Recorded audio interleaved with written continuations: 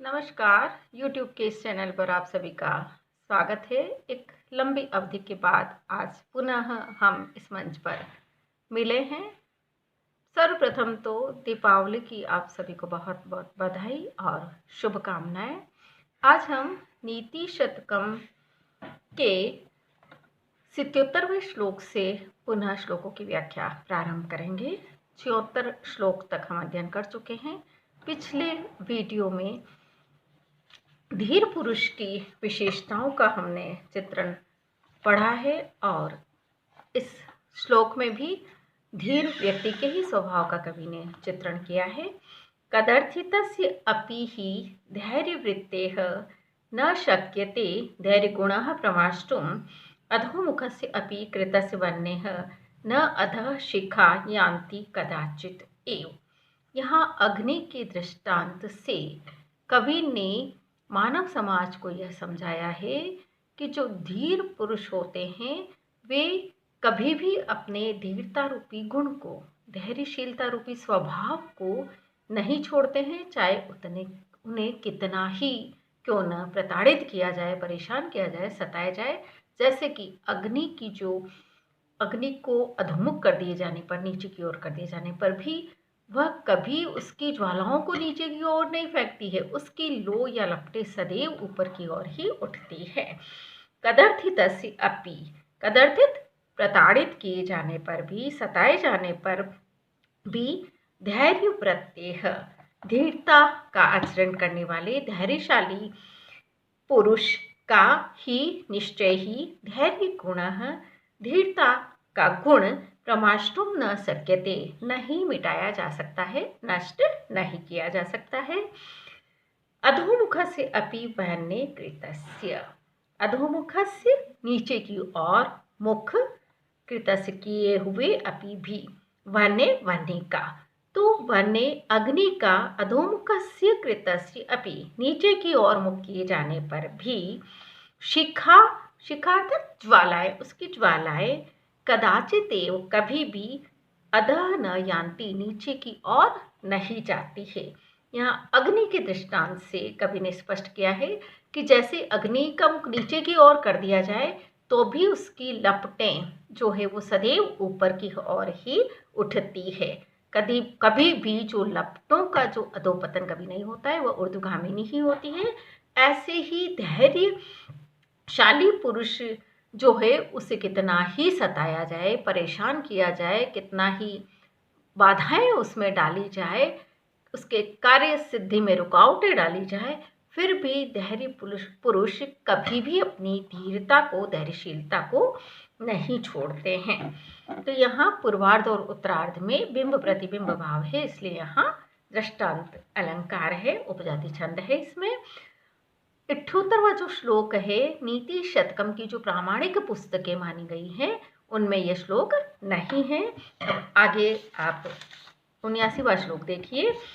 वह्निः तस्य जलायते जलनिधिः कुल्यायते तत्क्षणं मेरुः स्वल्पशिलायते मृगपतिः सद्यः कुरंगायते व्यालो माल्यगुणायते विषरसः पीयूषवर्षायते यस्य अंगे अखिल लोक वल्लभतरम शीलम समुन्मीलति।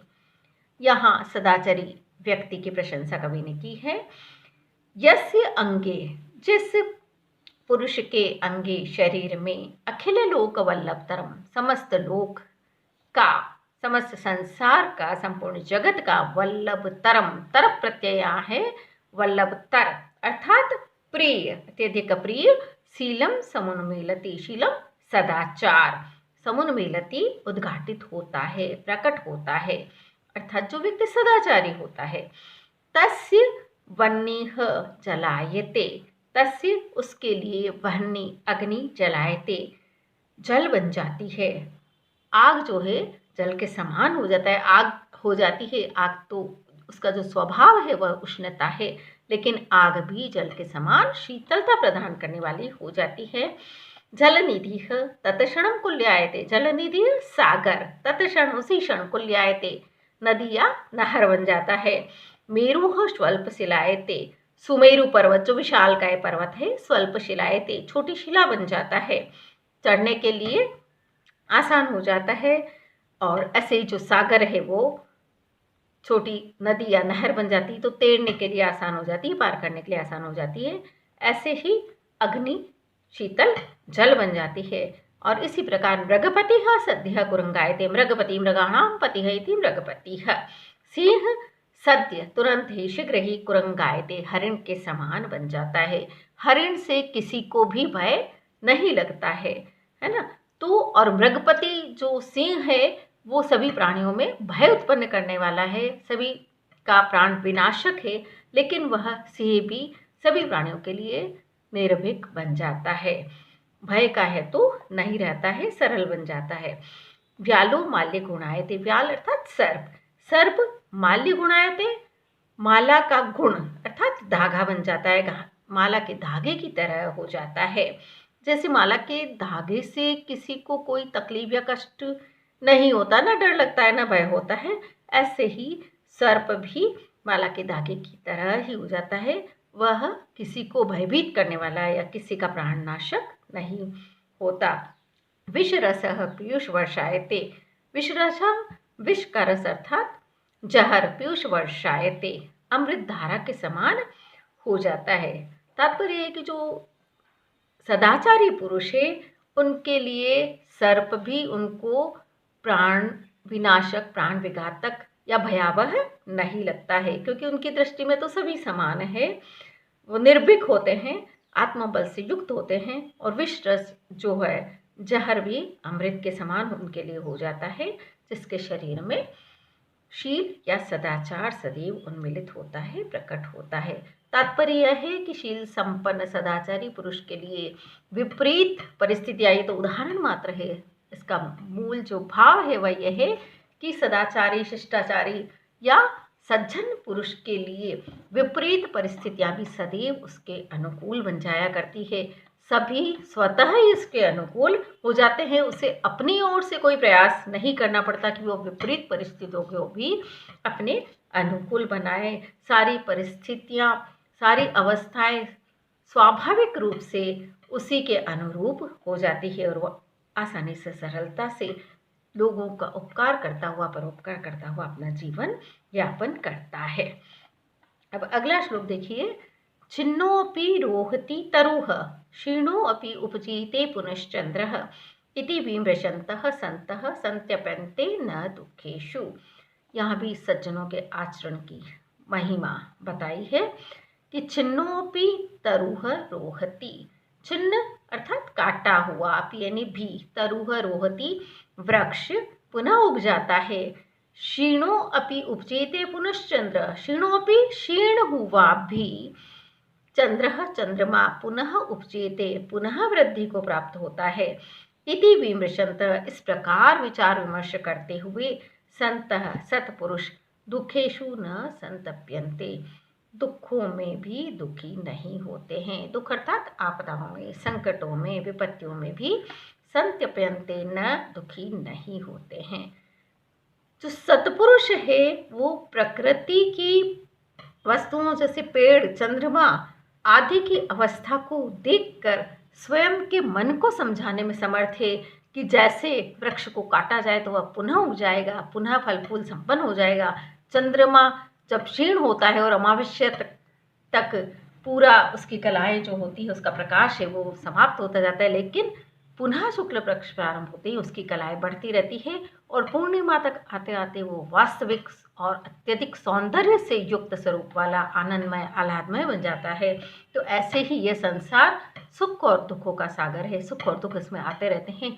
दुखों को देखकर सत्पुरुष कभी विचलित नहीं होते हैं, अपितु स्वाभाविक रूप से धैर्य वृत्ति से, धीरता से उनका सामना करते हैं। दुखों में कभी घबराते नहीं हैं और सुखों में कभी फूलते नहीं हैं। अगला श्लोक देखिए।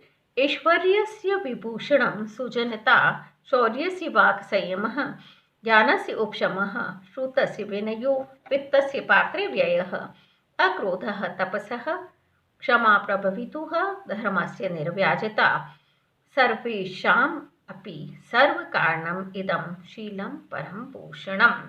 शीलम परम भूषणम, यह जो सदुक्ति है, सदवाक्य है, सुभाषित है, वह संस्कृत साहित्य में अत्यंत लोकप्रिय है और अत्यंत प्रसिद्ध है। एक शाश्वत सत्य की कवि ने यहाँ उद्घोषणा की है कि शील अर्थात सदाचरण ही व्यक्ति का परम भूषणम सर्वश्रेष्ठ आभूषण होता है। बाह्य जो आभूषण है, कान, नाक, सिर के, हाथ के या गले के हार आदि जो बाह्य आभूषण है वह व्यक्ति का सौंदर्य तो बढ़ाते हैं, लेकिन जब तक वो पहने जाए या जब तक उन आभूषणों की शोभा चमक फीकी न पड़े तभी तक वह शोभित होते हैं। लेकिन शील रूपी आभूषण तो व्यक्ति में सदैव विद्यमान रहता है और सदैव उसको आभूषित अलंकृत करता है, वही उसका वास्तविक और श्रेष्ठ आभूषण है। और जो विशिष्टताएं या जो गुण व्यक्ति में पाए जाते हैं उन सब का भी मूल कारण शील ही है, सदाचार ही है। ऐश्वर्य से विभूषणम, ऐश्वर्य का आभूषण सुजनता सज्जनता है। शौर्य से वाक संयम, शौर्य से शूरवीरता का, वीरता का आभूषण वाक संयम पराक्रम है। यहाँ ये बताया कवि ने कि ऐश्वर्य का आभूषण सज्जनता है, सद प्रकृति है, अहंकार करना नहीं है। शौर्य का आभूषण वाणी का संयम है, वीरता का आभूषण वाणी का संयम है, अनर्गल प्रलाप या स्वप्रशंसा नहीं है। ज्ञान से उपशमः, ज्ञान का आभूषण, विवेक का आभूषण, विवेकिता का, समझ का जो आभूषण है वो शांति है। विवेकी जो व्यक्ति होता है वो सदैव शांत चित्त, शांत स्वभाव वाला होता है। श्रुतस्य विनयो, श्रुतस्य विद्या का आभूषण विनय है। विनयशीलता ही विद्या को सुशोभित करती है और जैसा कहा भी गया है, विद्या ददाति विनय, विद्या विनय को प्रदान करती है। वित्तस्य पात्रे व्ययः, और वित्त का आभूषण, धन का जो आभूषण है वो पात्रे व्ययः, सदपात्र में व्यय करना, खर्च करना है। सदपात्र को दान देना है, उससे देना है। वित्त का जो, धन का जो आभूषण है, बुरे कार्यों में, दुष्कार्यों में उसको खर्च करना है, व्यय करने से धन सुशोभित नहीं होता है अपितु और समाप्त हो जाता है। सदपात्र में योग्य व्यक्ति को या जो जिसको आवश्यकता है ऐसे सदपात्र को दान देने पर ही उस धन की शोभा बढ़ती है। भर्तृहरि ने पहले भी बताया है पिछले श्लोकों में कि धन की 3 प्रकार की गति होती है, उपभोग करना, दान करना, और दान और उपभोग यदि व्यक्ति न करे तो वह नष्ट हो जाता है। अक्रोधः तपसः, तपस्या का जो आभूषण है वो क्रोधहीनता है। तपस्वी यदि क्रोध करे तो उसकी तपस्या निष्फल हो जाती है। तो तपस्या को क्रोधहीनता सुशोभित करती है और क्रोध को ही मनुष्य का आंतरिक शत्रु और सबसे बड़ा शत्रु कहा गया है। क्षमा प्रभवितुः, प्रभुता संपन्न व्यक्ति का जो आभूषण है, सामर्थ्य संपन्न व्यक्ति का जो आभूषण है वो क्षमाशीलता है। धर्म से निर्व्याजता, धर्म का आभूषण निश्चलता है। पाखंड, बनावटीपन या कृत्रिमता या ढोंग धर्म को विभूषित नहीं करते अपितु धर्म के सम्मान या महत्व को ही समाप्त कर देते हैं। तो निश्चलता, पवित्रता ही धर्म का आभूषण है। निश्चल मन ही धर्म को सुशोभित करता है। सर्वेषाम अपि सर्व कारणम इदम, सर्व कारणम, ये जो सारे आभूषण बताए हैं, सुजनता, वाणी का संयम आदि, इन सब का कारण इदम शीलम, यह शील, यह सदाचार, सर्वेषाम अपि, सबका, सभी लोगों का, परम भूषणम, श्रेष्ठ आभूषण है। सबका कारणभूत जो शील है, सदाचार है, वो सबका ही परम आभूषणम, परम भूषणम, श्रेष्ठ आभूषण है, श्रेष्ठ भूषण है। शील ही सबको सुशोभित करता है, अलंकृत करता है। यदि व्यक्ति में सदाचार है तो जैसा कि पिछले श्लोक में भी कहा गया है, सदाचार संपन्न कोई व्यक्ति है तो उसके लिए जीवन में कभी कोई बाधाएं नहीं आती है। बाधाओं को भी वह सहज भाव से स्वीकार करता हुआ उन्हें पार कर जाता है।